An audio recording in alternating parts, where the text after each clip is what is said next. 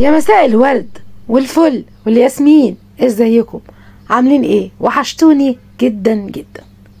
النهارده جايبالكم قصة حياة شقراء السينما المصرية واجمل ابتسامة انا شخصيا بعشقها. تعالوا معايا نتعرف على ايمان سركسيان. اتولدت اليزابيث توروس سركسيان في 1 يناير 1945 من أسرة مسيحية أرمنية.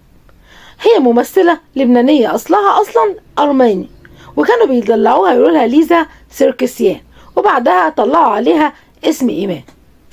إيمان اتخرجت من الجامعة الأمريكية كلية صيدلة في بيروت، وعملت في المسرح بعد ما اكتشفها الفنان شكيب خوري، وليها أدوار في السينما اللبنانية باسمها الحقيقي إليزابيث توروس سركسيان.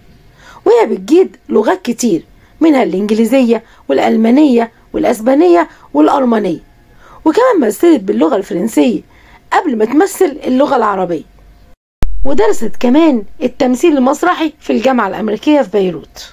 أول أعمالها فيلم الأخرس من إخراج منير معصري وبطولة فيليب عفيفي، وبعد كده اشتركت في فيلم الحب الكبير مع فريد الأطرش وفاتن حمامة، واختارها المخرج الكبير كمال الشيخ علشان تأدي دورها في فيلم الصعود للهوية مع مديحة كامل وجميل راتب ومحمود ياسين، وإخراج كمال الشيخ، والفيلم حقق نجاح ملوش مثيل.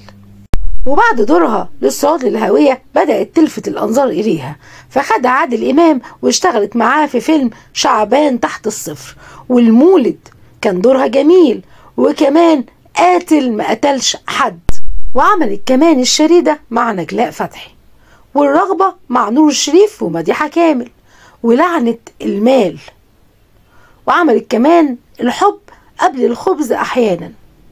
بجد هي ممثلة بارعة في كل أدوارها، ومن أجمل أدوارها فيلم عدل ينتقم، وده فيلم رعب يا جماعة جامد جدا. وفيلم القاتلة كان جميل جدا، والعميل رقم 13 كان مضحك جدا.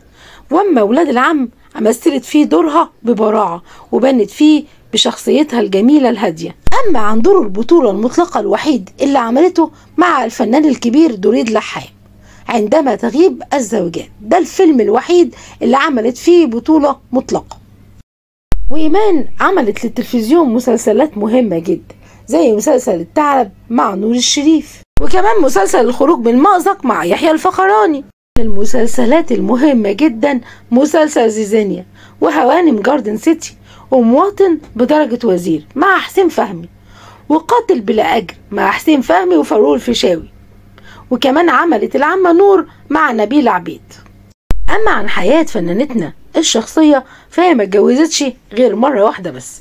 اتجوزت إيمان من الدبلوماسي ماكس شايلو اللبناني سنة 1960، وأنجبت منه 3 أبناء هما إيلا وماكس وليلى. وعاشت إيمان بين لبنان ومصر، وكانت بتفكر إنها تعيش في أمريكا عشان ابنها ماكس بيدرس هناك، وتمكنت كمان من الحصول على الجنسية المصرية في عهد الرئيس الراحل أنور السادات. وعشان واخدة الجنسية المصرية وحصلت عليها، شاركت في انتخابات الرئاسة في 2012. وإيمان في حديث من أحاديثها قالت إن الفنانات المصريات بيحاولوا يهاجموها، وبيحاولوا يقللوا من أجورهم علشان محدش يستعين بيها في أي دور، وده بيزعلها وبيضايقها جدا، رغم إنها بتحب التمثيل جدا وبتحب شغلها جدا جدا. أما عن جمالها وشياكتها ونقتها، قالت أنا بختار الأول حذائي وبعد كده بفكر في اللبس إيه اللي يليق على الحذاء بتاعي. وده كان رد غريب جدا، لأن فعلا ذوقها راقي جدا جدا في اللبس. وبالرغم من تقدمها في العمر، لكن كل ما تشوفها تحس إنها لسه ما زالت جميلة. بسم الله ما شاء الله عليها، فعلا لسه ما زالت محتفظة بصورتها عند كل جمهورها الجميل. لو وصلتوا لنهاية الفيديو اوعوا تنسوني في لايك واشتراك للقناة. ويا ترى ايه اكتر فيلم حبتوه لفنانتنا الجميلة ايمان سركسيان؟